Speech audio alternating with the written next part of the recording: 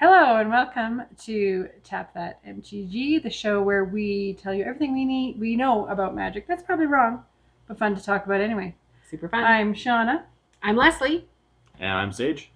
This is our friend Sage. He's joining us today to have a little chat about the new cards that are coming out that we've seen so far that are coming out in core.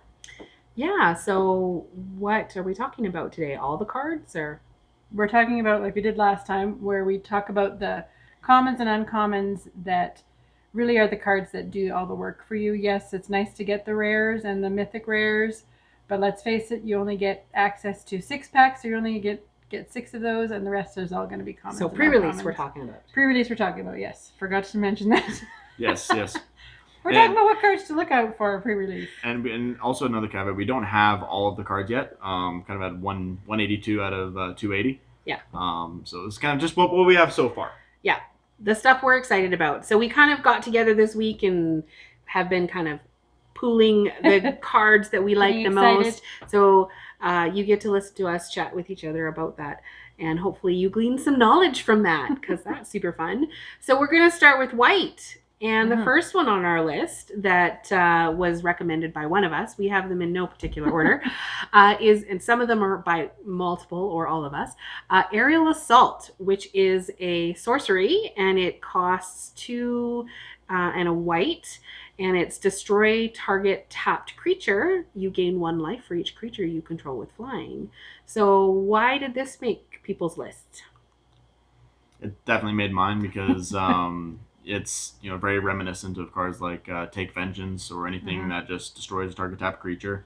It's pretty premium removal as far as limited goes. 3 mana, kill their biggest dude that smacked you last turn. That's pretty strong. You definitely would play any copies you have in your white deck. You need removal. Yeah. Removal. I guess that's a good point. So when we're talking pre-release, and we have this awesome video. If you've never been to a pre-release before, please check out our how to pre-release video. It'll tell you a little bit about how to build a deck, stuff to watch for, what your mana curve should be, that type of thing. But yeah, removal is one of those key things that you really need to focus on in really building any deck, but definitely in pre-release. Yeah, your opponent's going to have some nasty things that you really don't want them to have, so you need to get rid of them. Yeah, and it's a common, so it's probably going to turn up in some of your packs. So the second one on our list is Angel of Vitality, which is a 2 and a white for a 2/2 flying, of course, angel. And if you would gain life, you gain that much life +1 instead. And Angel of Vitality gets +2/+2 as long as you have 25 or more life. And I think I put this one in because I like life gain. Yeah.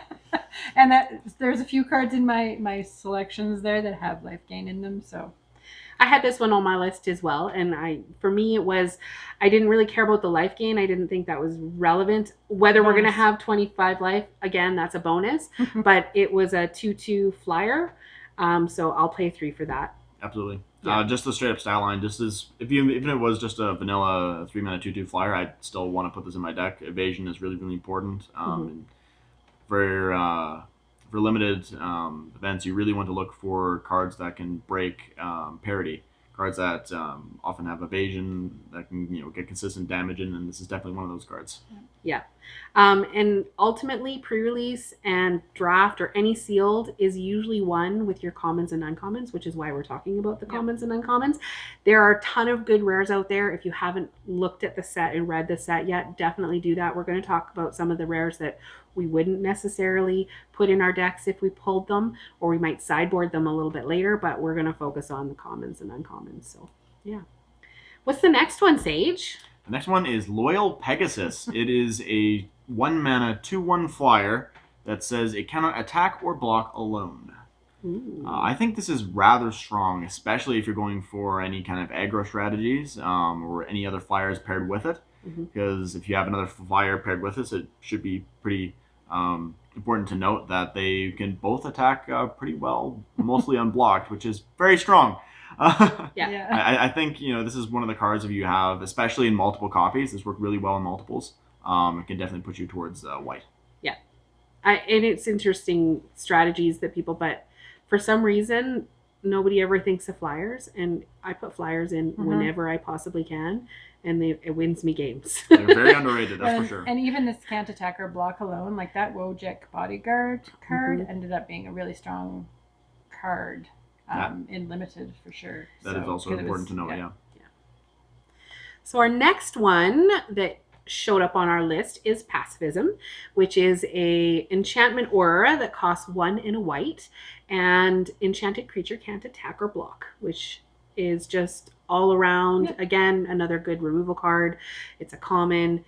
You should have it in your deck if you pull it. If you're playing white, you should definitely put that in your deck. If you play white, play this card. Yes. In other sets, Luminous Bonds was very much considered very premium removal, and this is just cheaper Luminous Bonds. Isn't it? Cheaper, So this is something that will dominate pauper events, in standard and arena if you play that. It's just very, very strong. Play this card. Yeah.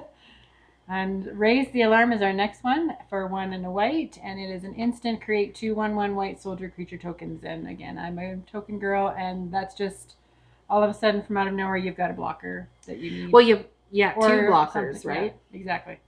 Two blockers for a good 2. Little surprise. Yeah, I like that it's 2 bodies. Yeah, I think it's reasonable even at sorcery speed, but adding the instant onto it, that makes it real nice. It's fitting that you're introducing this next one. Yeah. Okay. You were asking us. We were having a little conversation about it. We had a little chat about this one previously. Rule of Law. This is a 3-mana enchantment. It says each player can't cast more than 1 spell each turn. Now, my personal take on this card, I don't think this is very good for limited. The reason being is, well, there isn't a lot of strategies I think they're going to really gonna hurt by limiting their spells each turn. I think this is definitely something that's going to be more constructed playable. I just don't see do nothing enchantment on turn 3 is really being something. It has to do something, and I don't think this does enough. Yeah, no, I agree. Yeah. Don't play that card. People are talking about it for sure. Yes. Ah. Okay, God's Willing. God's plural.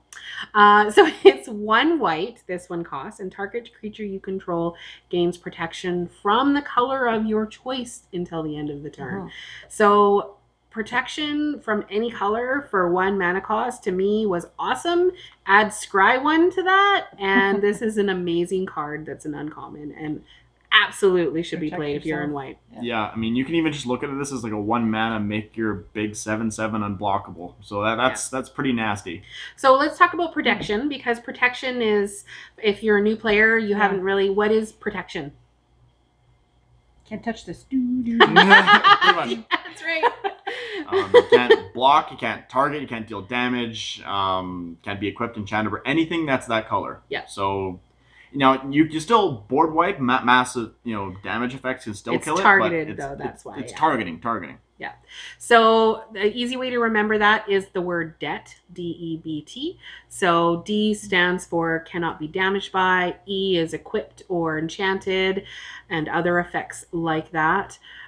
B is blocked by, and T is targeted by. So if it's protection from red, that's what red can't do anything. So awesome card. I love that card. So I think that's it for our whites that we thought were super awesome that you should look for in your packs. But what about our blues is where we're going next. I totally missed this card. Who found this card? Sage. Wow. What? Okay. I think so. I missed this one. I have not seen this one. That wasn't one of my ones. Oh, okay. I don't Actually, think no, this this card is just super came good. out today. Oh, okay. We'll just tell you what it is. Yeah. Okay. Yarok's Wave Crasher.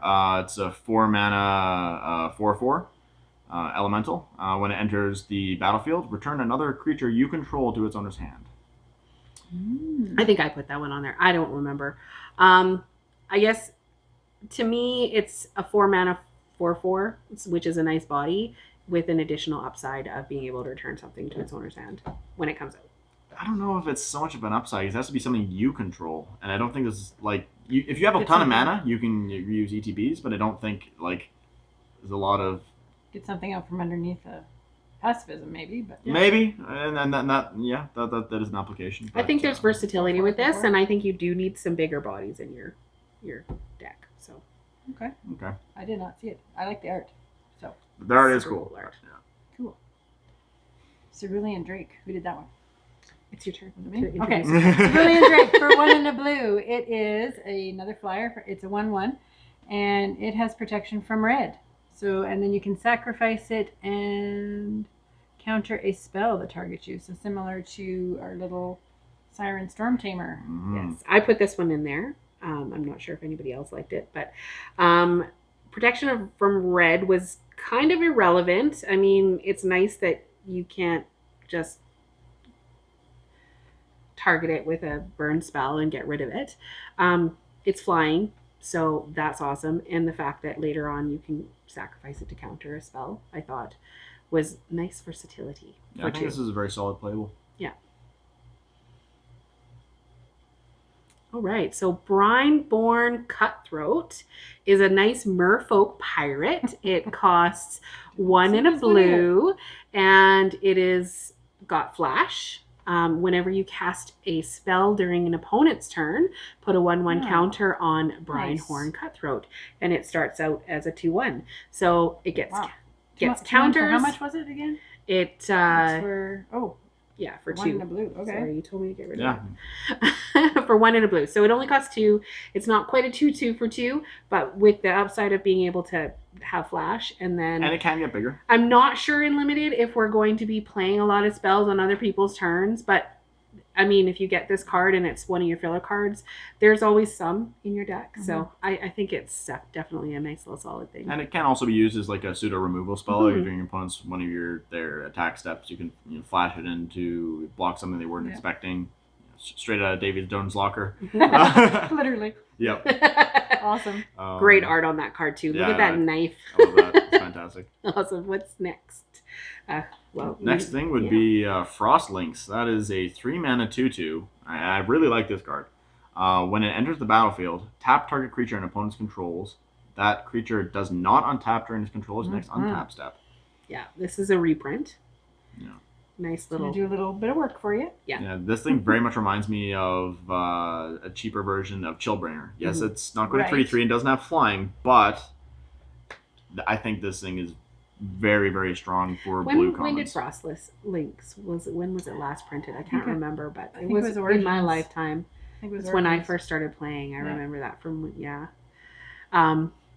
little card. Decks. I think it's in welcome decks too. Yeah. Oh, okay. So I guess standard rule usually is a good return for your money is like a 2/2 for 2, a 3/3 for 3, 4/4 for 4. That's decent filler. So if this one is a 2/2 for 3, but because it has the upside of being able to tap something, that's why this is an awesome card. I mean, that can slow down your opponent from attacking you. That can allow you to attack through your opponent. It has a lot of play on it. Mm-hmm. What's next, Shawna? Okay, so Convolute for 2 and a blue, an instant that you can counter target spell unless its controller pays 4.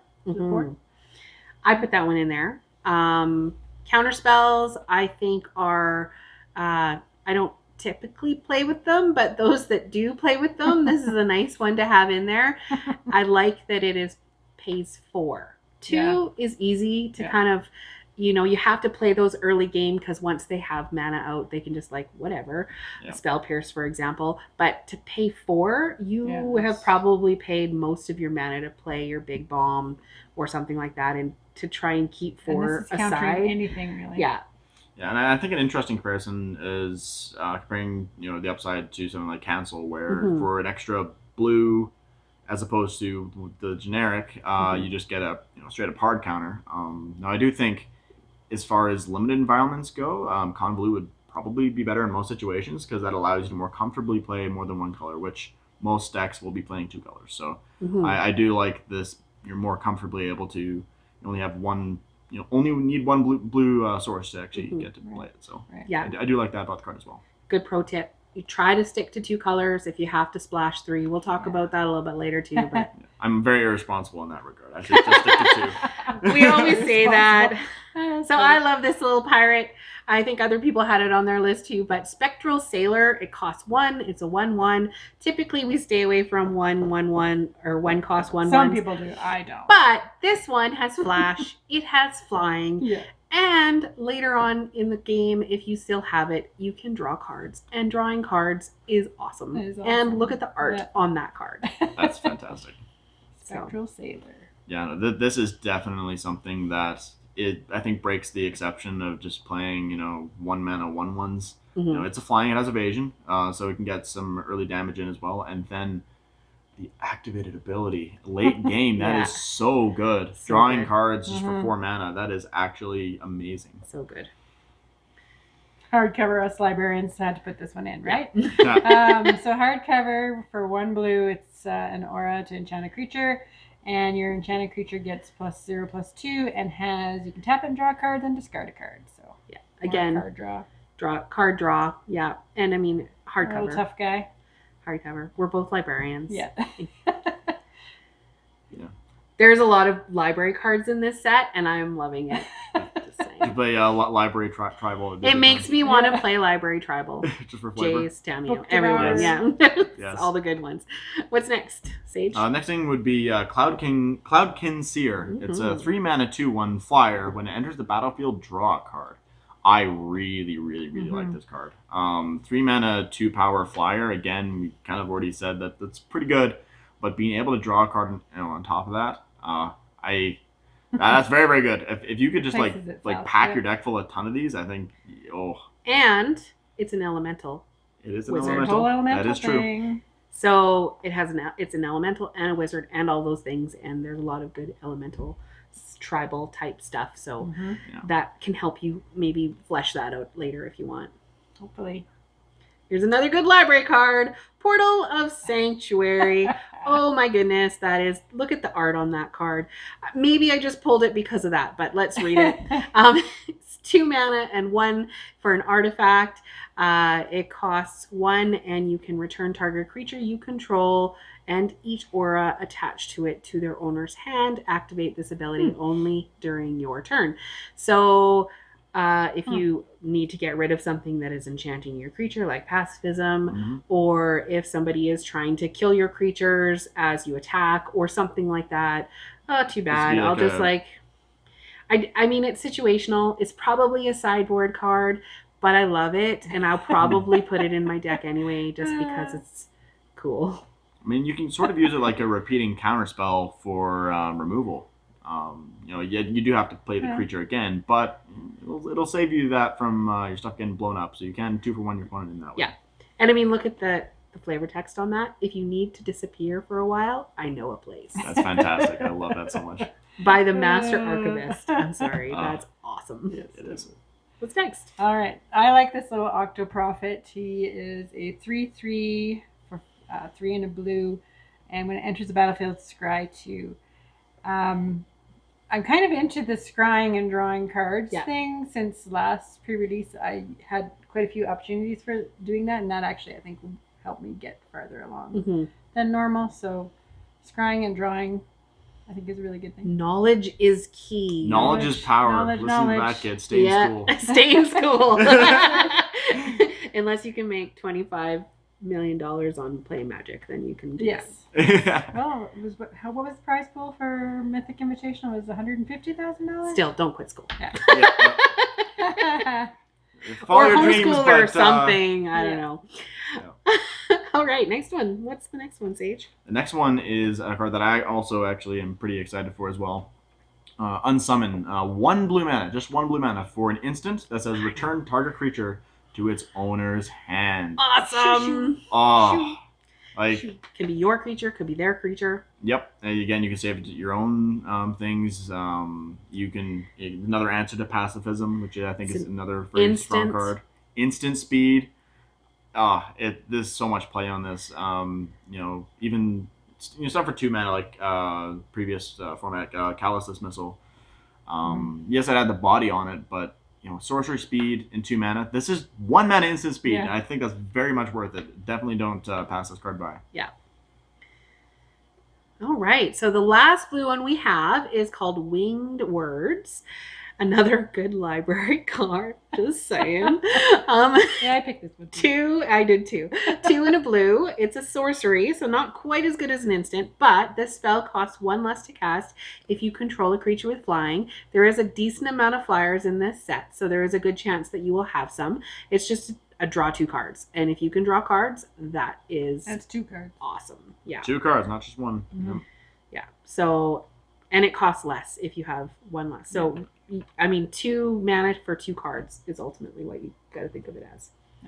Yeah. Well, I mean, you have to consider the floor of it. The floor is still very high. I mean, it's at the worst, it's still a divination, which is still not a bad card at all. Great card. But at best, that is 2 mana draw 2 is really strong. It's a common. How is It that is a even common. a common? It is That a should be an common. uncommon. It's crazy. nuts. People Yeah. are going to be playing with that for sure. All right. What's next? Black. Blood for bones. Creepy. The art on that is Yeah. it's so creepy. 3 and a black. It's a sorcery. As an additional cost to cast this spell, sacrifice a creature. Return a creature card from your graveyard to the battlefield. Then return another creature card from your graveyard to your hand. 1 for 2. I You put this on, I think. love this I card did not so see this card. much. Wow. Yes, I'm usually very cautious about liking and wanting to play cards that require me to sacrifice creatures because they're something that you don't really want to do. Yeah. But you can immediately get back the creature you sacrificed with this. So you can use this to repeat into the battlefield triggers. You can use this as a reanimation piece. You can use this just to get stuff back, from the graveyard to your hand. Like one mana, Death Touchers, just get it back to your hand. You blocked earlier with it. There's just so much versatility in play on this card. This is one of the cards that will allow you to play some of the really ridiculously costed. And sacrifice stuff. something that hasn't entered the battlefield effect and get it back into your hand and enter the battlefield again. And you can actually just sacrifice it and then bring it back with the card because it doesn't have to have a target when you for the graveyard when you play it. Yeah. Okay. Yeah. Oh my Cool, gosh. yeah. Look at how excited we are about this card. I love Blood for Bones so much. It's so good. I can't wait to play with this in Standard. My goodness. Wow. Yeah. I just We're glared like, at oh him. crap. For those of you that are listening to our No. podcast, he just got a glare. What's next, Sage? Next would be Yerok's Fenlurker. That is a 2 mana black for a 1/1.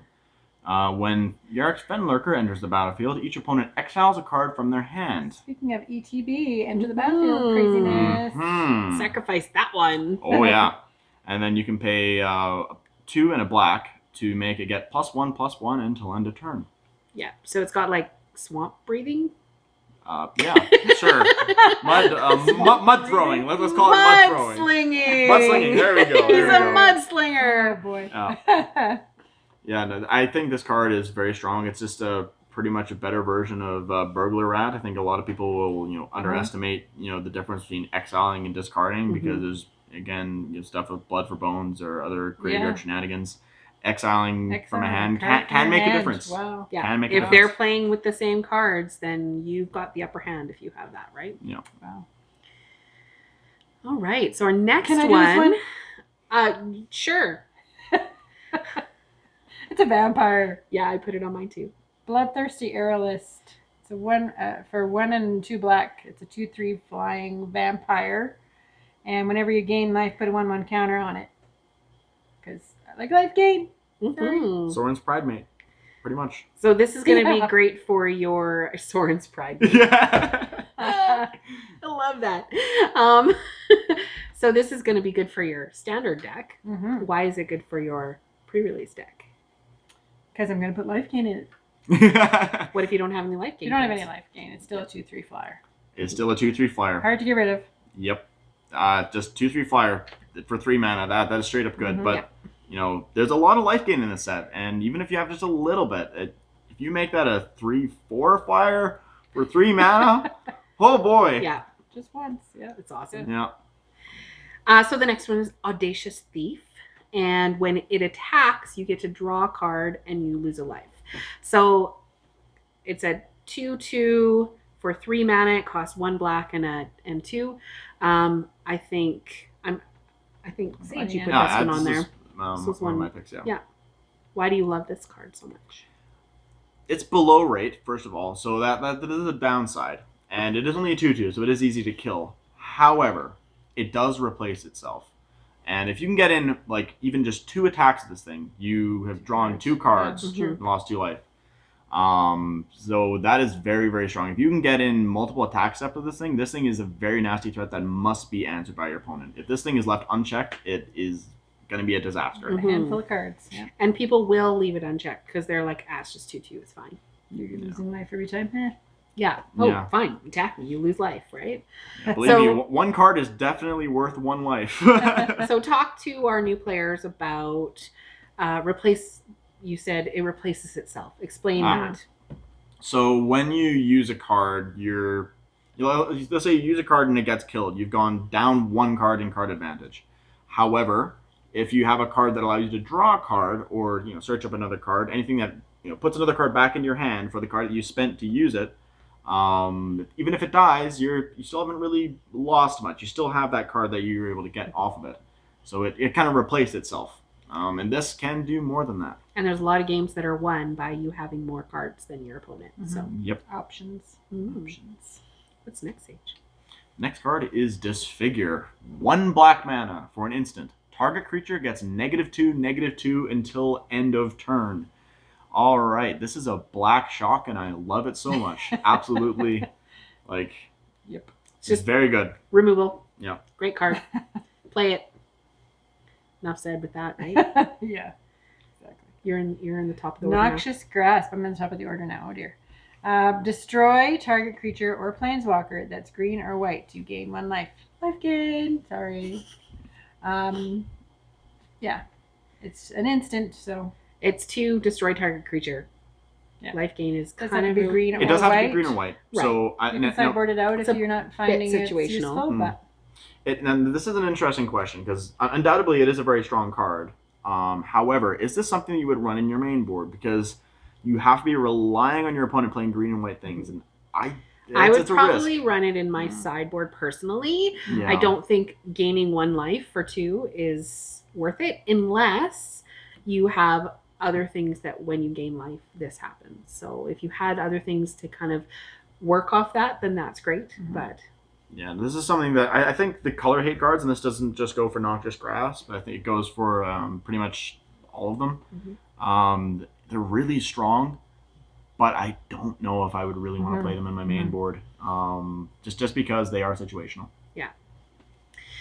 So the next one is Bone Splitter for 1. It's a sorcery, and it says, as an additional cost to cast the spell, sacrifice a creature to destroy target creature. So you have to sacrifice one of yours to destroy one of theirs, which I think I was the one that put this one on. I don't know if anyone else also had it on their list. Yeah. Again, it's a removal. Sometimes, I mean, obviously it's not going to be good in all situations. You don't want to sacrifice your 6/6 to get rid of their 2/2.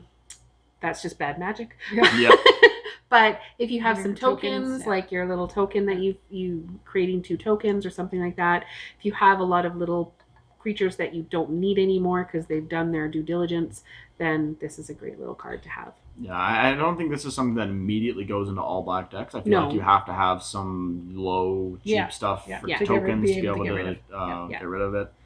It does, something, this does 2 for 1 yourself. What that means, you go down in card advantage when you play this. Yeah. Because it requires you to, 1, use the spell, and you also have to sacrifice one of your own creatures to do it. So you're using 2 things to kill your opponent's 1 thing. But it's destroy target creature, period, not... Exactly. So sometimes you got to destroy their creature. Yeah. Sometimes they have a 7/7, and it's going to kill you if you don't kill it. And there are those in this set. So those do exist. Yeah, the next one is a reprint.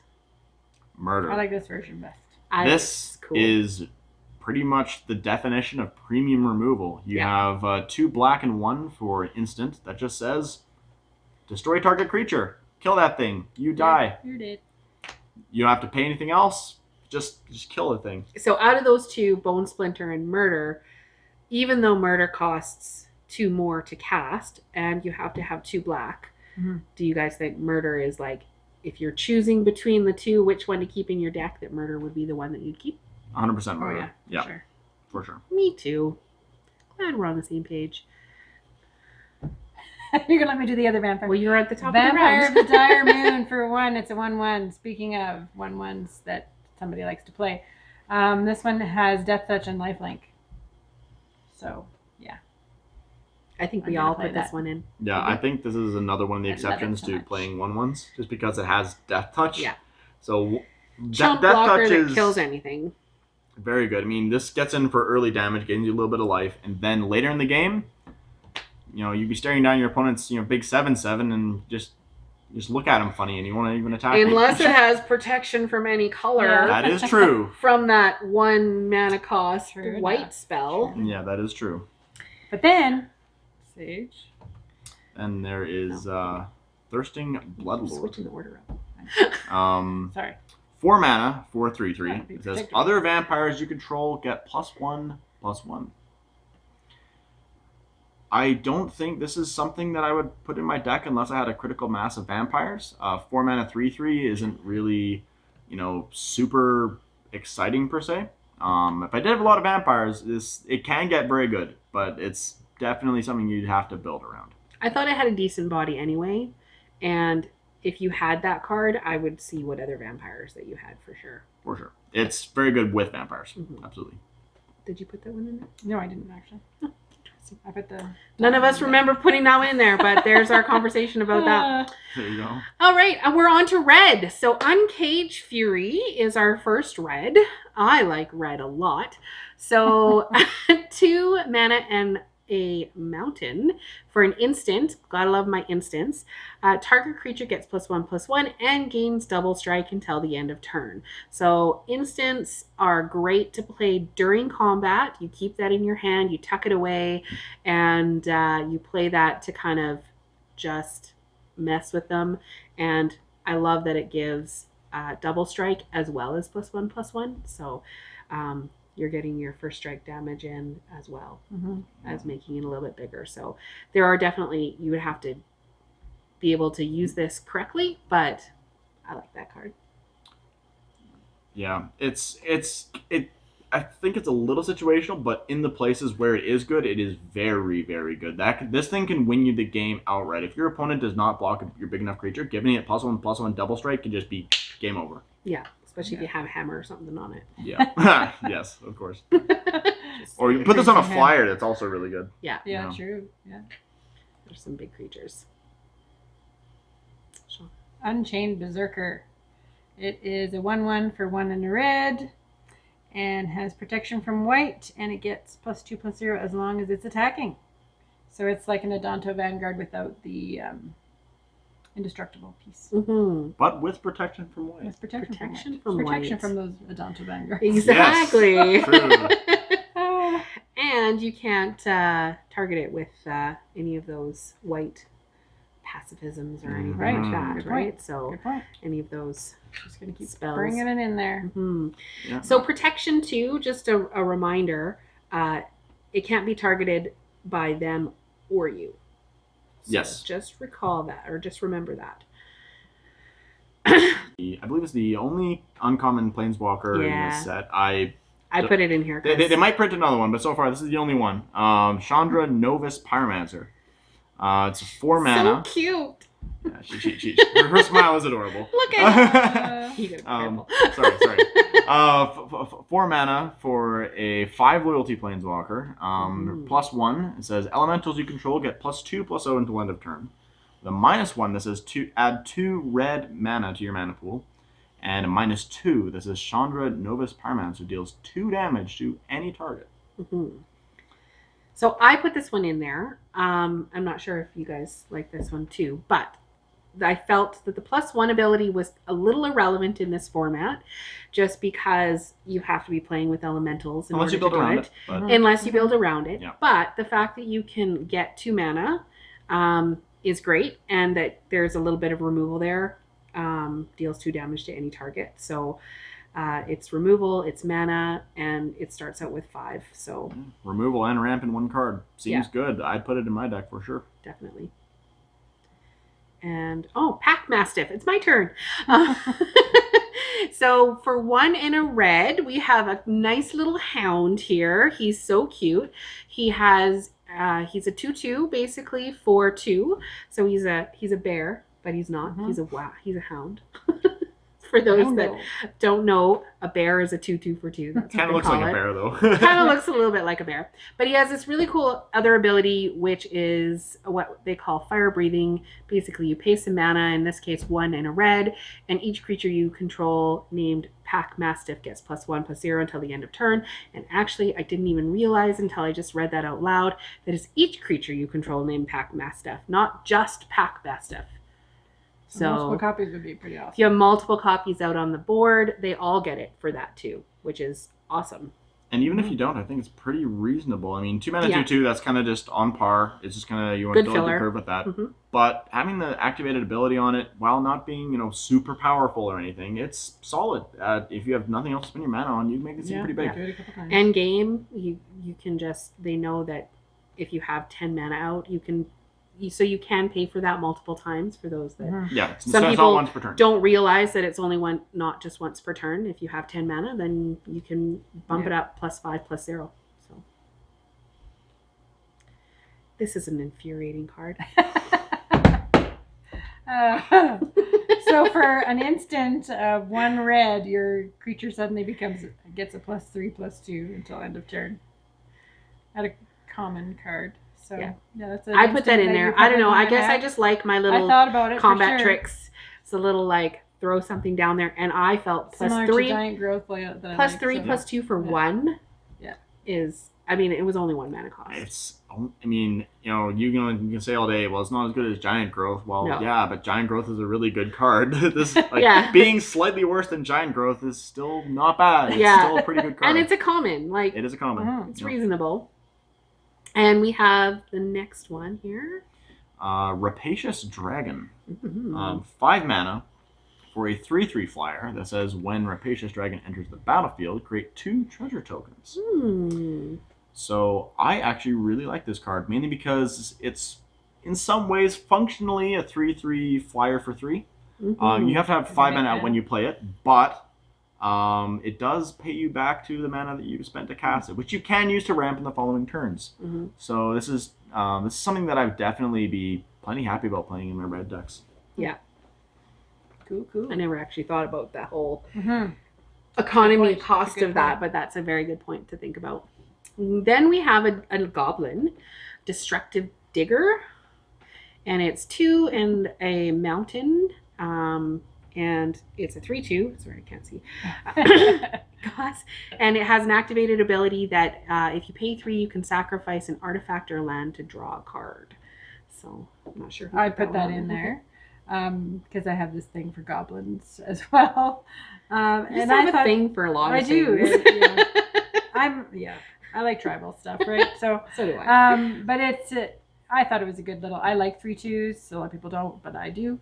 And later on, you can use it to get rid of some of the... I always get mana flooded, so it's the story of my life. So I thought I'm going to use it for actually drawing cards. So. This is going to be a great constructed card as well, because there's not a lot of card draw in red, and I have quite often been mana flooded when in mono red decks. That then you can just get, like you said, get rid of them. Yeah, so I just thought it would be a good card to have in that 3 Be interesting to think about how that's going to be. Yeah, for sure. Good filler. Fry. Toasty. You're top of the round. Oh yeah. Okay. Fry. Fry, 1 and a red, and this can't be countered. It's an instant, and it deals 5 damage to target creature or planeswalker that's white or blue.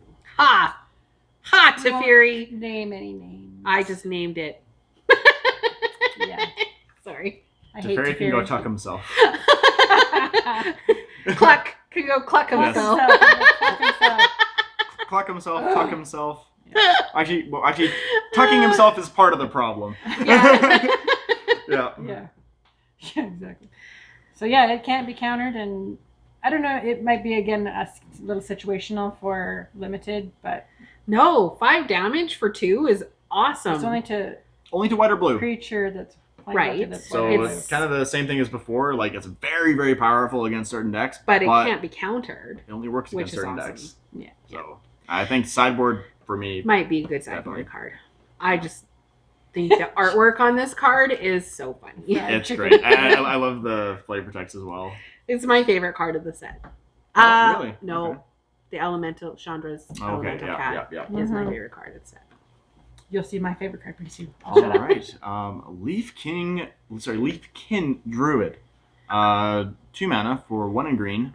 Oh, we're into green now, by the way. Moving on to green. 1 in a green for a 0/3. It's Elemental Druid. You can tap it and add 1 green mana to your mana pool. If you control 4 or more creatures, add 2 instead. Mm-hmm.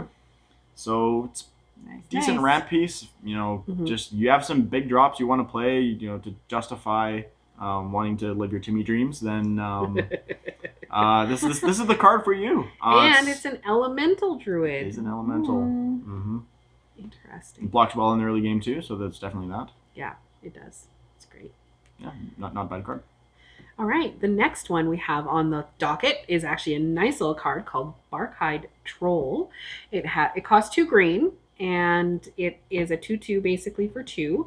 Barkhide Troll enters the battlefield with a 1/1 counter on it, and you can pay 1 and remove a 1/1 counter from Barkhide Troll to gain, and it gains hexproof till the end of the turn. So it has basically one get out of jail free card where it can save itself from a spell or something that would target it. But it comes in as a 3/3. Should also be noted that if you can put more 1/1 counters on it, then it gets more get out of jail free cards. That's right. Proliferate. Proliferate. That's in standard though. Standard, but are there a lot of cards in this set that give 1/1 counters? Not a lot, but I think there is a little bit. Yeah. Yeah. So maybe not in the pre-release you'll be able to do that, but at the very least in pre-release, it's a 3/3 for 2. Sorry, 3/3 for 2 is strong. Yeah, right. Yeah. So that in and of itself, and then being able to give itself hexproof, and then you still have a 2/2 on the battlefield is great. All those mono green stompy fans are rejoicing. Yes. Oh, that's me. All right, our next one. Overcome for 3 and 2 green. Creatures you control get +2/+2 and gain trample until end of turn. It's a sorcery. So this is one of those cards that you can use to finally get through there at the end of the game and wipe them out. Yeah. I put that one in there. To tell you the truth, I was up in the air on this one because it does cost 5. But if you just need that extra damage, they haven't blocked a couple of them, and it's creatures you control get +2/+2. I played. It is a sorcery, so you do have to play it before they block. You can't quite surprise them with it. You can't surprise them with it, but they gain trample, so that's. I won lots of games in the pre-release in Amonkhet. I think it was Amonkhet or Hour of Devastation, whichever one it came out in. Yeah. Because of that card. Yeah. Why surprise when you can just smash their face in? Yep. Yeah. Loaming Shaman. All right, Loaming Shaman. This is a 3 mana, 2 and a green for a 3/2 Centaur Shaman. When it enters the battlefield, target player shuffles any number of cards from their graveyard into their library. Any number. Handy dandy. I'm not in love with this card per se, but I could definitely see late in the game. Let's say you've played a bunch of creatures and a few of them have died. You just shuffle a bunch of those creatures back into your deck, and all of a sudden you've already played a bunch of lands, so you're improving your future draws. So I could definitely see it for that usage, or stopping your opponent's reanimation dreams. But so for me, it's a 3/2, which is a decent body for 3. that's okay. And when it comes in, it's not just target creature that you can shuffle back in; it's any number of target cards from their graveyard to their library. So your instants, your sorceries, your get out of jail free cards. Yeah. I guess you can kind of look at it like a. It's a better Gravedigger. What is that? Except Gravedigger comes to hand. Clear the mind on a body. Clear the mind. That's right. Clear the mind on a body, and clear the mind was definitely underrated. That thing was actually quite strong. Mm-hmm. Yeah. And it has a body. It has a body. Pretty ripped one too. An ripped old guy. All right, moving on. Thrashing Brontodon. This is a reprint. It's a nice little dinosaur that costs 2 green and any color. And you can. It's a 3/4, which is a great little body for blocking. I've played with this card a lot, and you can pay 1 and sacrifice it to destroy target artifact or enchantment. Those nasty little artifacts or enchantments that people are playing. So Yeah, I'm really glad this got reprinted. Yeah, This card is great. It's good. And being able to play, artifact and enchantment destruction in your deck without having to, sacrifice what would otherwise be a good card. this is what I expect from a core set. Did either of you kind of feel like Wizards forgot this was a core set? In a way. This is not a complaint. I am super happy about that It's because very this good. is a really strong set. And I was just like, whoa, did they just forget that this is a core set? But this is what I expected from core set. Just like a bunch of like stuff Good that we just Good are tools. like good Good tools. tools. It's a right? basic set for new players, Also, ley lines. It's a good thing we switched it up because Yeah. top of the round we have. Yeah, ferocious pup. So this is my favorite card, and a lot of people might disagree with me. It's for 2 and green for a little pup, a wolf pup that's 0/1. But when he enters the battlefield, you get to make a little wolfy boy token. So that's his mama. Mm-hmm. So I kind of like that. And then there's other cards in there. I'm going to be trying to play wolf tribal as much as possible, even in limited. So watch out for that. Life gain wolves is what Destroy you're all gonna see. wolves. Destroy all wolves. Yeah. If you are a monster and you are playing green-black, you can sacrifice monster. this poor Poor little puppy. cute little puppy to do some pretty awesome things. Yeah. Or the alternative is you're not a monster and you would not sacrifice such a cute little puppy. No, well, But it does give really you're good talking value. about the card that we were talking about before. Mm. You sacrifice it, it goes into the graveyard, you bring it back, and you play it again, and you get another 2/2 green wolf. Yes, that That's would happen. true. You also get a That's card true. from your And then you graveyard just into the keep hand. killing that pup over and over and And then over. you play what's that 1 mana kill spell again? Oh, the Bones. oh my gosh. Yes, it's something bones. Gutter the bones. We just reviewed You guys it. I talked don't about know. it. It's up by murder. You guys are backing up. We're moving forward. Oh, dear. Season of Moving growth. That's okay. You just leave it. Season of growth. What's this one? Season of Growth. Season of Growth is a 2 mana enchantment, 1 and a green. For whenever a creature enters the battlefield under your control, scry 1. Whenever you cast a spell that targets a creature you control, draw a card. That was me. I put this one in. I like enchantments. Yeah, I put that one. I in think too. it's rather interesting. I'm very much allured by this card, especially in if you're playing like a Golgari, like kind of aristocrat type Well, of even strategy. just think of it with this. Yeah. Look at 2 Yeah. cards. Yeah. Because 2 creatures With enter the this for the battlefield. people that Scry are two. Sorry, listening. with the ferocious pup, Yeah, sorry. you've got 2 creatures coming in. Or even Scratchy.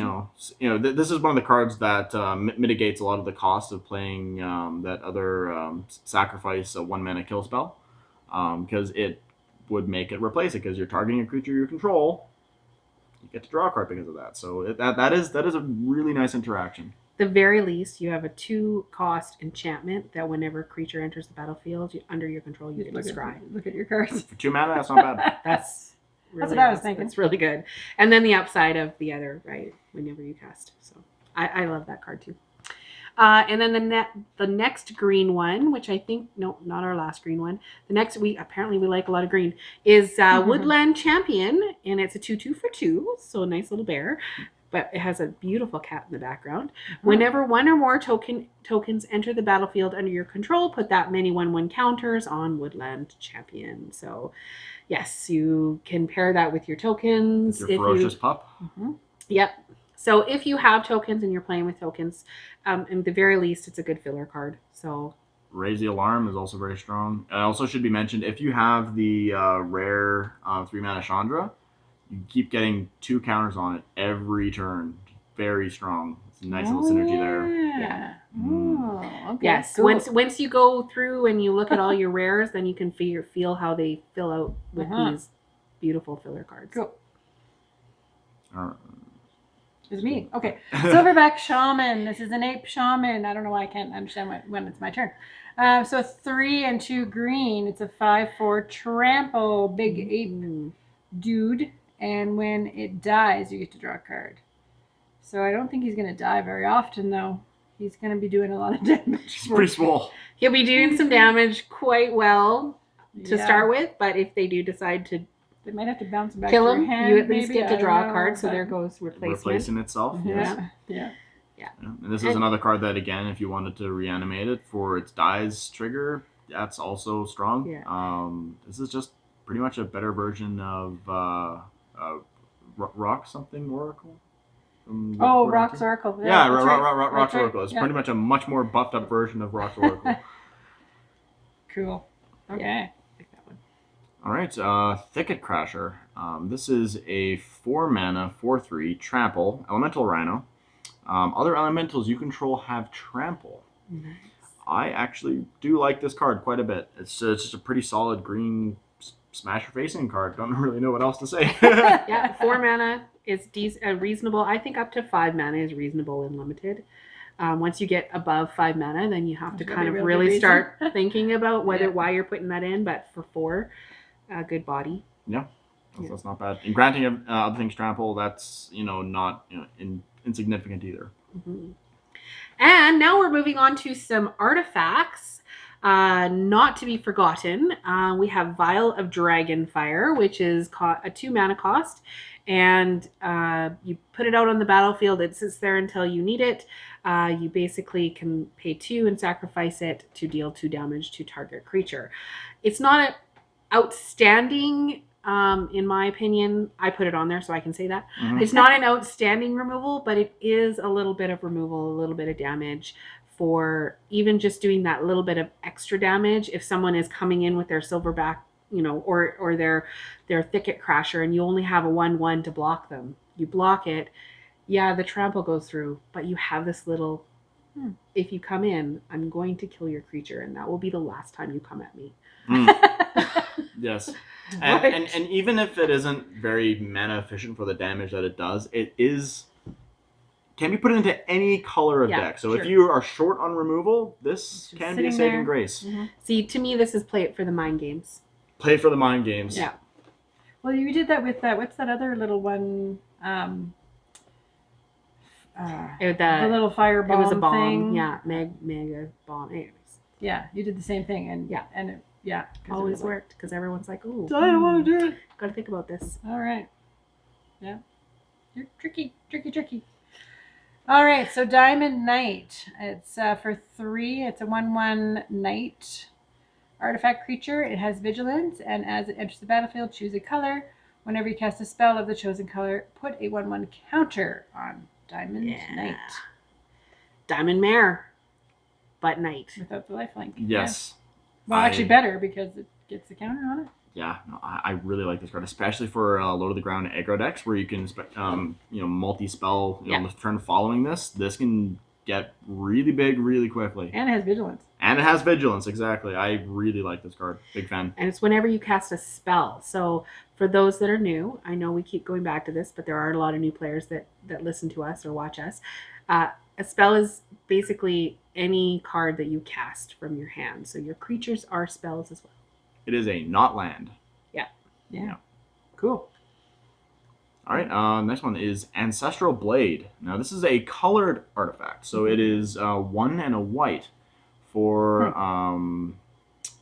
when it enters the battlefield, you get to create a 1/1 creature token, and then it automatically attaches itself to it. The equipped creature gets +1/+1, and then it has an equipped cost of 1. I really like this card because it is functionally a 2/2. But it also has some upside as well. If they kill the 1/1, you can just attach it onto something else for 1 mana. Yeah. Or let's say you have something else you want to make bigger, you can just pay the 1 mana to buff up the other thing. So I'm a really big fan of this card. Anything that 2/2 and then late game value, solid, definitely included. Yeah, if it was just coming into the battlefield and then you had to equip it, I would say probably not to just get a 1/1. But because it comes in ultimately as a creature. A 2/2 creature that keeps its little 1/1 on the battlefield to go on to anything else later. I think that's great. Yeah, I really like this. I actually overlooked that card until you put it on there. So. Good on you. I usually ignore equipment. We have a saddle that Shawna probably will really like. She didn't put it on our list though, so that's interesting. It's too expensive. It is pretty expensive, so we'll see why Sage liked it. But it's a 3 and a green for artifact equipment, and when Wolf Rider Saddle enters the battlefield, create a 2/2 green wolf creature token. Yeah. Then attach Wolf Rider Saddle to it. So Okay, I you didn't get notice the a I 2/2, didn't and notice that it piece. is ultimately a 3/3. And then you can equip for 3. So Can't be blocked by more than one creature as well. can't be blocked by more than one creature. Yeah, equipped creature gets +1/+1 So and that's can't better be than my blocked. other So wolf it's ultimately from the the last same set. as Ancestral Blade, but a little bit. More expensive, but you do get a 3/3 with that extra upside to Yeah, I it. didn't And notice that. again, if they kill the 2/2, you Can't could still put it block onto it. something else. So Yeah. again, I'm really big fan of these cards that come in and automatically attach, and you can still get more value out I of don't it. think it's as good as personally. I actually don't think it's as good as Ancestral Blade, just because the equip cost is 3. So for later on to equip something that just gives you +1/+1, I like that you can't be blocked by more than one creature. So that will save your creature, especially if you have some big creatures. But that's very situational. So you'd have to make sure that you were, considering that when you're for building sure. your deck. I think I have to agree with you there. I think Ancestral Blade is a better card overall, but that doesn't really discount the Doesn't Wolf mean Rider this Saddle. one I think isn't that good, card yeah. is also quite solid. Cool. Mask of What is Immolation. that? Why don't you read it? Mask of Immolation. For 1 and a red, it's another colored artifact. Why did I not pay attention to these? Anyway, artifact You've been busy. equipment. When Mask of Immolation enters the battlefield, create a 1/1 red elemental. So there's the elemental again. Then attach the mask to it. And that equipped creature has sacrificed this creature. It deals 1 damage to any target. So you can just keep equipping and keep doing damage, hey? Yeah, if you need to. Equip 2, yeah. Cool.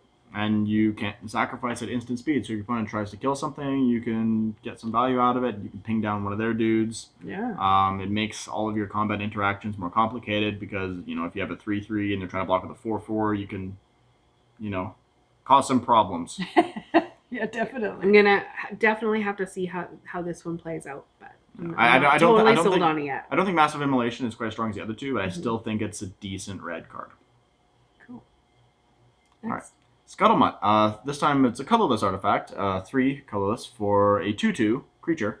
You can tap it to add 1 mana of any color, so it's a mana rock. Also, you can tap it and target creature becomes the color or colors of choice until end of turn. Oh, there's that protection from white or whatever. Yeah. Interesting. Very interesting. Could do some interesting stuff with that. And mana fixing. It is mana fixing. So if you're playing, if you are one of those people like me who's irresponsible and plays 3 colors, you will. I really like this card. It's a manolith that you can actually attack with. Yes, it's more vulnerable, but again, you have that extra upside. You can actually attack with it. Yeah. Cool. And target creature becomes a color or colors. That's very interesting.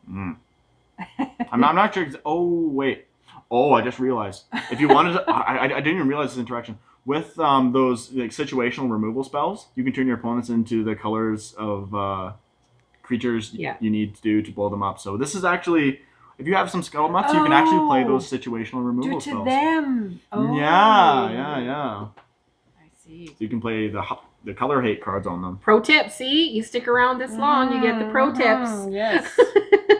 All right. Sage's brilliant mind at work once again. We're moving on. We're heading through the end stretch here. We have multicolor. So our next one is Creeping Trailblazer. It is for a red and a green. Other elementals you control get +1/+0. It's a 2/2 for 2, basically. And then you can later on pay 2 a red and a green, and Creeping Trailblazer gets +1/+1 until the end of turn, and each elemental for each elemental you control. So if I would say this one again, if you're playing elementals, it would be great. Fantastic build around. Definitely a good build around. You might not want to definitely include it in your limited, but it is a 2/2 for 2, which is good filler with a potential upside. So.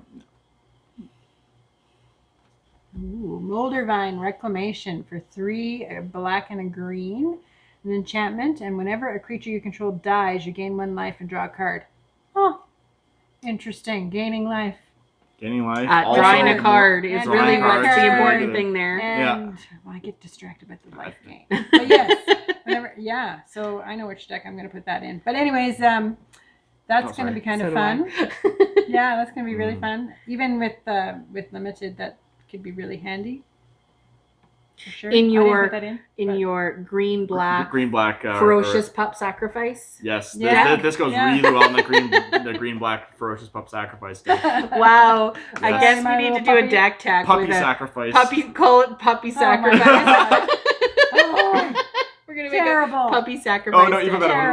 We'll just call it kicking puppies. Oh no.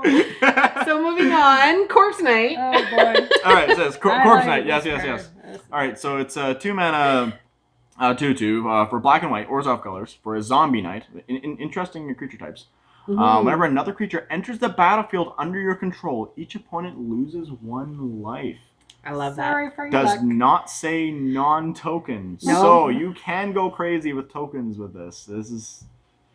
Yeah. That's an awesome card. Like 2/2 for 2 with a major upside. Yeah, this card is very good. Yeah, if you get this, it would push me into black or black and white for sure. Especially if you have tokens. Yeah. Like the Raise the Alarm card. Oh boy. I would even splash for this.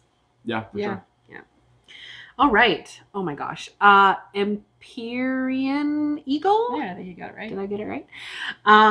For a white and a blue, it is a bird spirit, which is a beautiful little bird spirit. Finally, a spirit that flies. Woo-hoo! Yeah, flying other creatures. We haven't featured a lot of flyers, but there are flyers in this set. Yeah. Flyers and other creatures you control with flying get +1/+1. So if you do have some flyers, I am going to be looking for this card. I'm hoping I get this card. I love this card.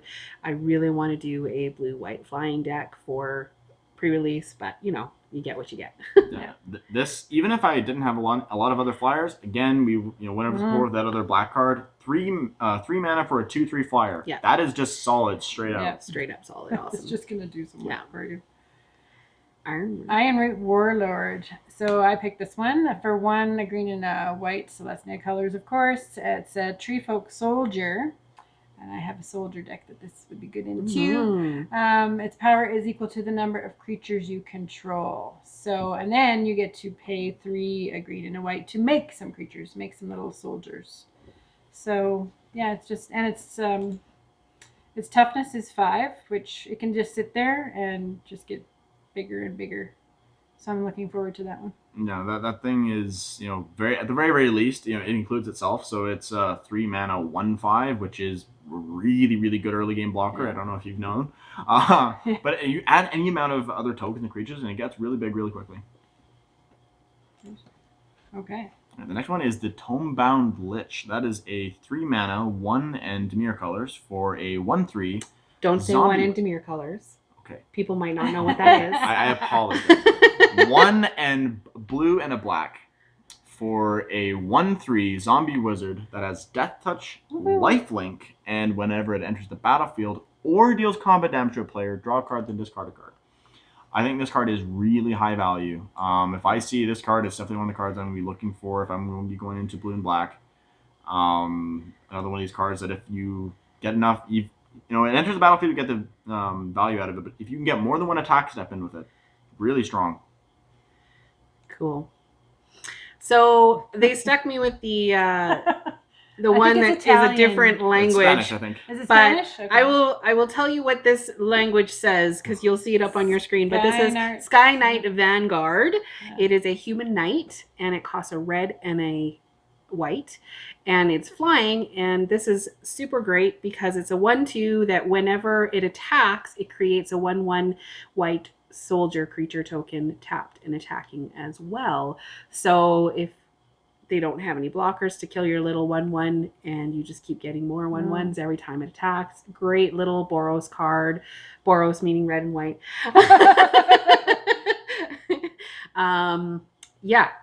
Again, it's a flyer for 2.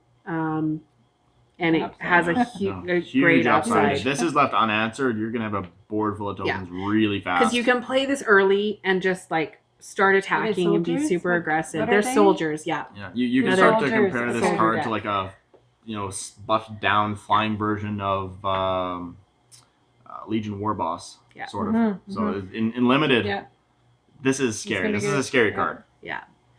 And it's a human knight. Uncommon. So it is a human knight. It's a knight. That's actually interesting. Looking at cool things to do with that later.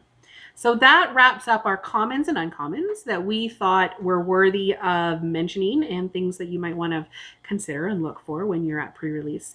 That's coming up right away here. There may be other ones out there. We'd love to hear what you think, and if there's any that we missed that you're like, what do you mean? This is an awesome card. We definitely don't know the ones that are going to be released later, so we'll keep an eye on that, but you have an idea of what we picked and why we picked it, so hopefully that will help you out when you're looking at the rest of the spoilers.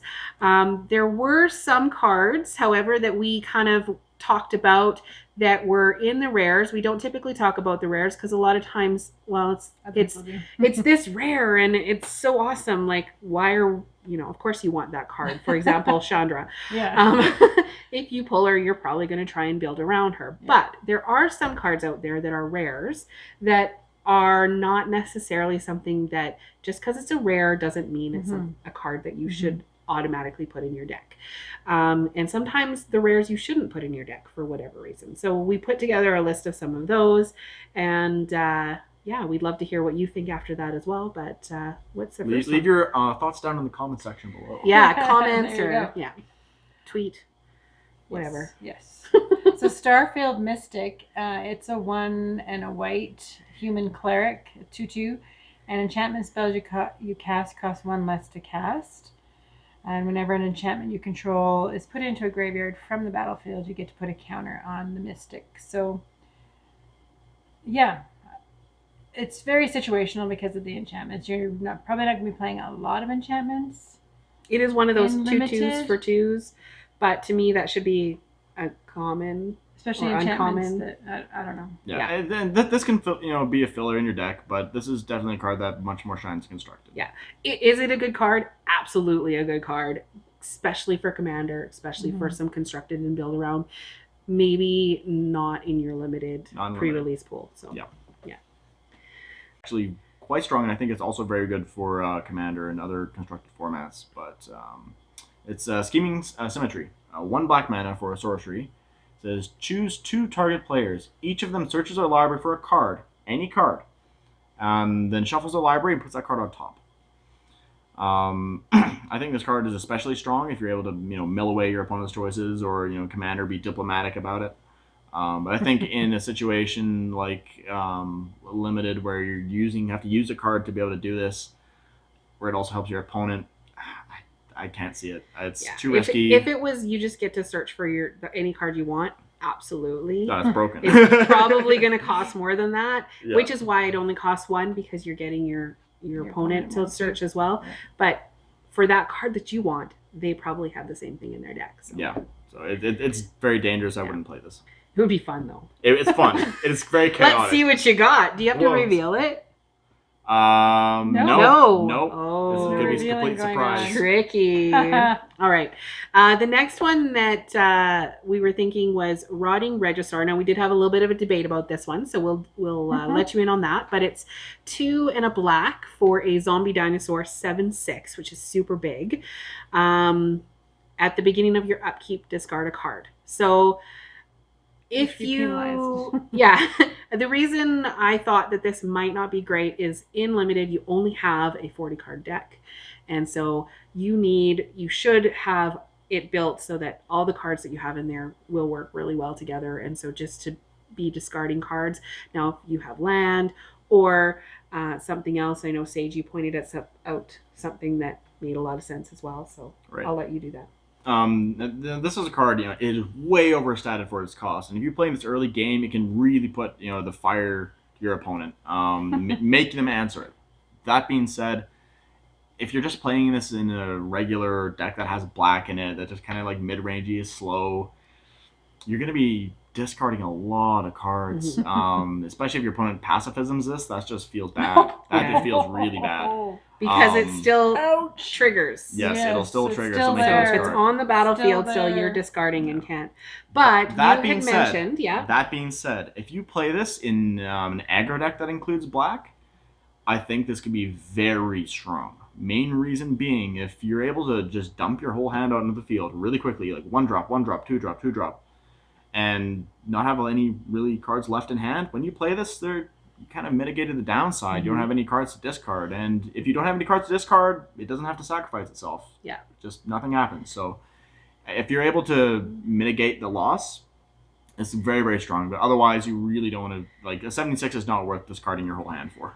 If you have pacifism in your deck and someone plays this card, put pacifism on it. Make them cry. Because that would be fun. That's just mean. What's the next one that we thought? Bishop of Wings. It is a human cleric for 2 white. It's a 1/4, which is a pretty good blocker. Whenever an angel enters the battlefield under your control, you gain 4 life. And whenever an angel you control dies, create a 1/1 white spirit creature token with flying. So, again, very situational. If you have other angels, and there are some good angels in the deck, but I don't know. In the set. It's gonna be it's a sitting decent there card. It's a working for you a 1/4 little for bit. 2. But again, it's a rare. And a lot of people will be like, oh, this is my rare. I need to build around it. You don't need to build around this card. No. It's an okay filler to put in Yeah. there. Yeah. That being said, in Standard, there's really fun things you Oh, can yeah. do with this Oh, card so many and things. Resplendent Yes. Angel. Oh my Yes, gosh, it I is. know. Yeah, especially if you play like the 1 mana enchantment that says whenever a creature enters the battlefield, gain 1 life. So when you play Resplendent Angel, just immediately get another This- angel. That's This nasty. is going in my angel commander. Yeah. This would Yeah. be so fun, but So no, limited, not the best. So the next few are some of those 3 mana cost, high mana cost cards. They are definitely, at first glance, look at this amazing card. It's an 8/8. So we have Villis. Oh, I stole your thunder. Villis, Broker of Blood. It is a 8 mana, 3 black and 5 for an 8/8 flying legendary demon. Wow, that's amazing. We should Wow. definitely play that, no? Well, if you could generate a lot of mana or find a way to reanimate it, but otherwise, that is a lot of black mana to be able to do it, and also it's just a lot of mana. Period. Yeah.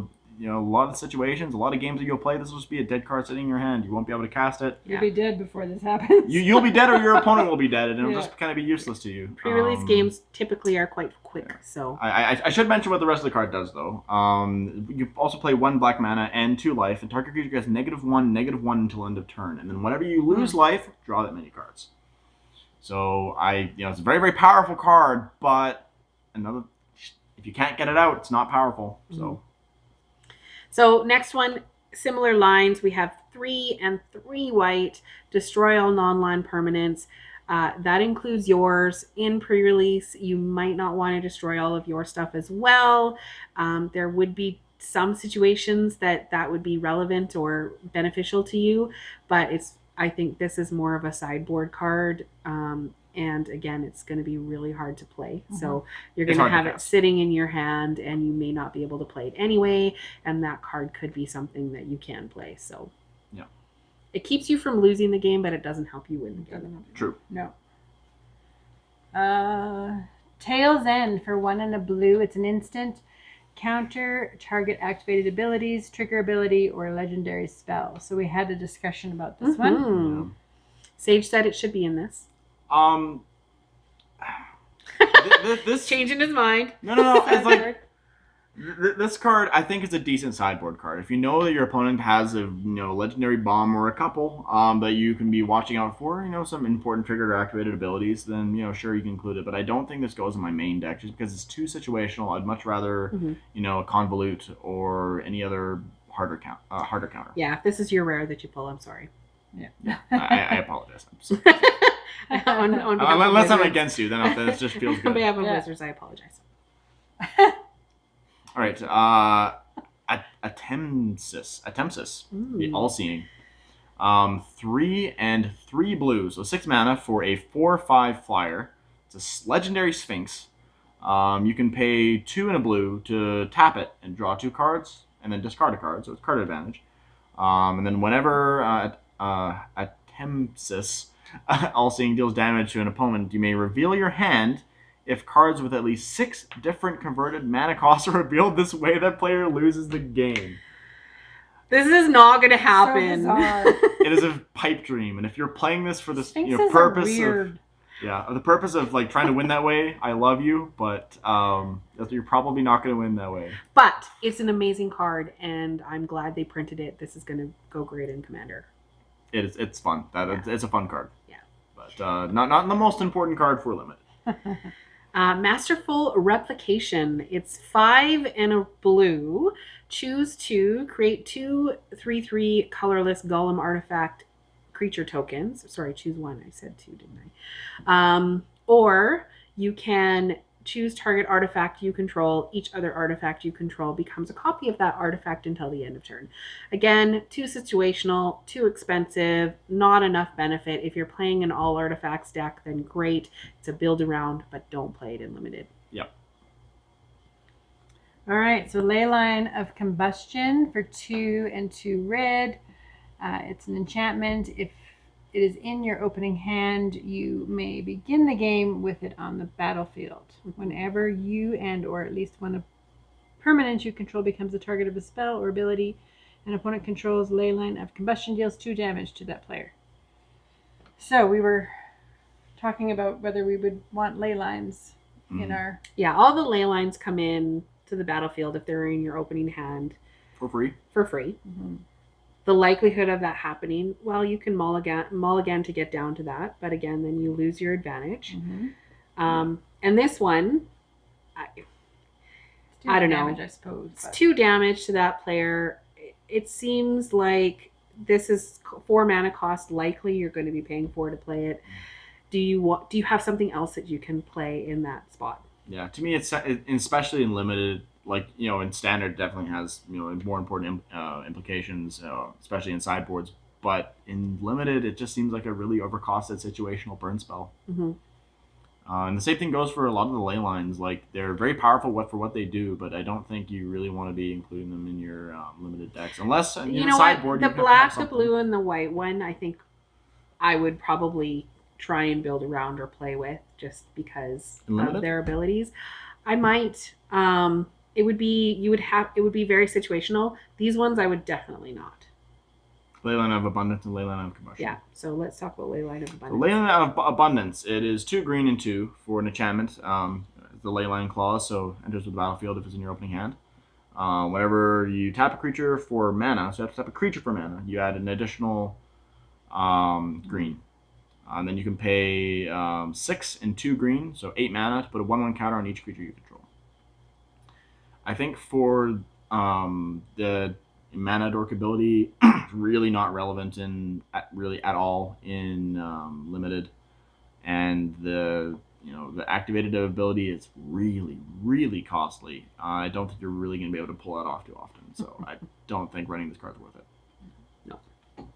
And then we have Wake Root Elemental. It's 4 and 2 green for a 5/5 elemental creature.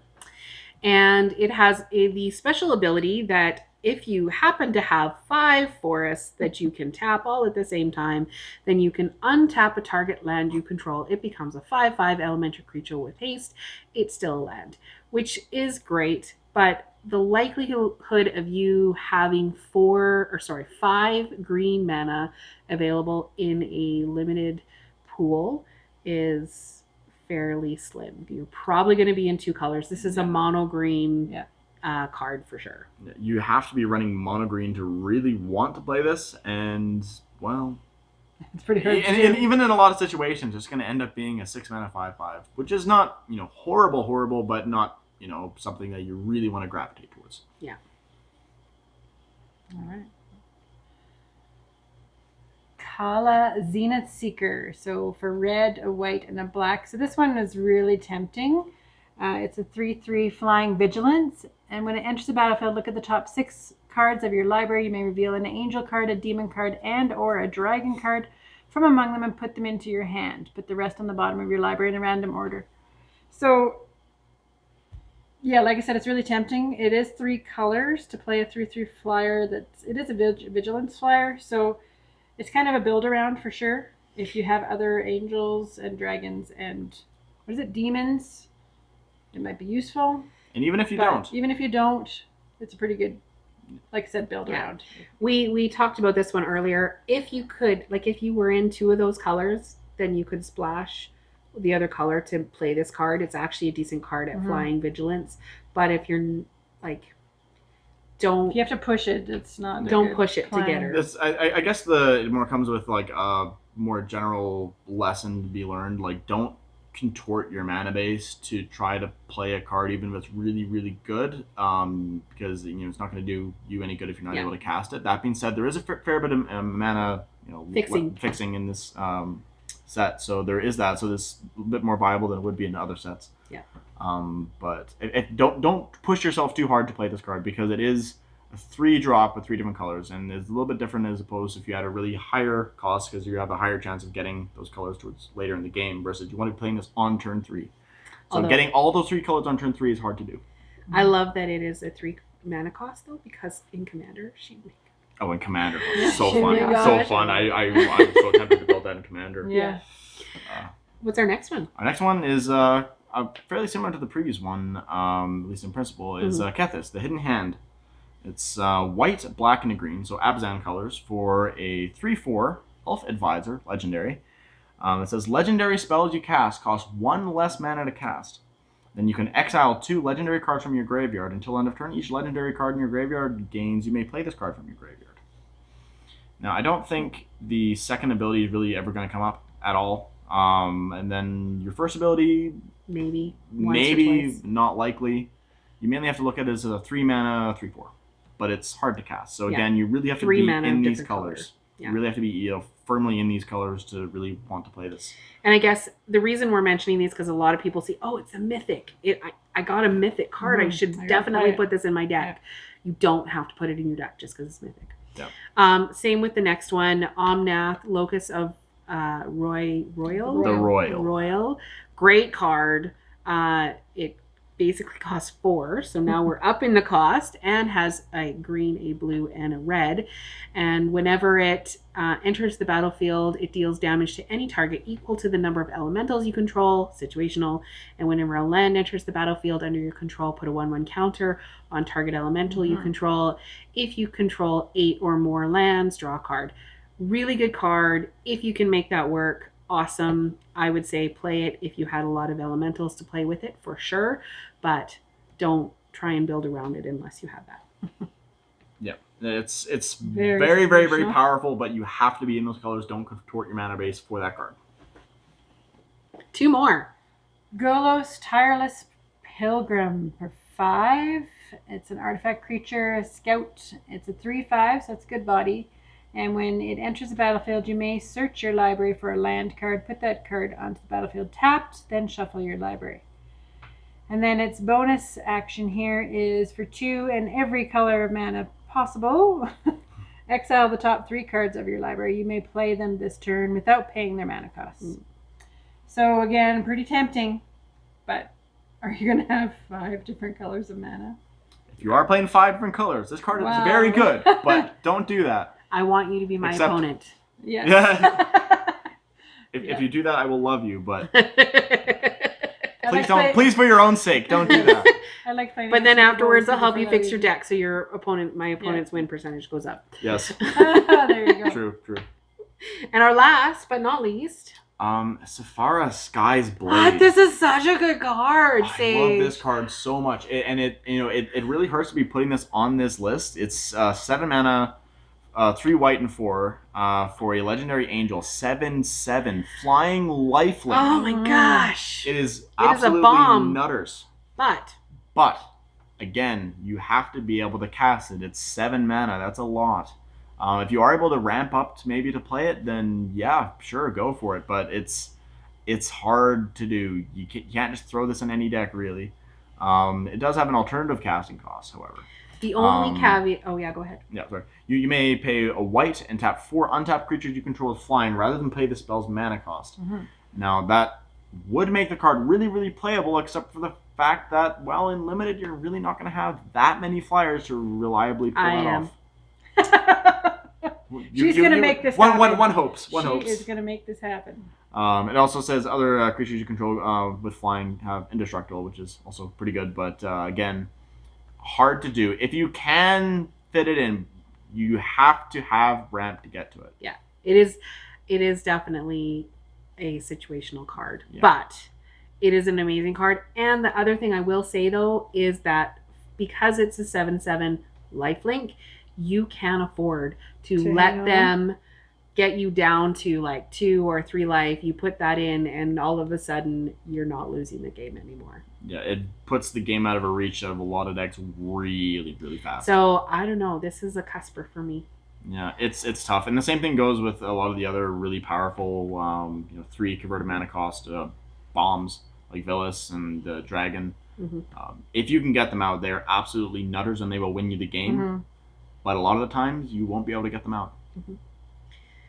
So again, thank you so much for staying with us. I think it's been like 2 hours. I don't even know anymore. No. But we've had a lot of fun talking to you about our common and uncommon favorites from Core Set 2020. And we hope that we wish you lots of luck in the pre-release. If you have other comments, definitely keep the conversation going on Twitter. We're on Twitter. We have a podcast. You can listen to us on iTunes or Google Play or Podbean. And if you're listening on YouTube, then definitely comment down below. We have Twitter as well. So just contact us. And thank you so much to Sage for joining us. Well, thank you for having me. It was an absolute pleasure. All right. Fun times. In the meantime, tap those magic cards and have fun doing it. We didn't even have to coach him. It's a thing. I know. I do follow the channel. Bye. Good night, guys. Take care.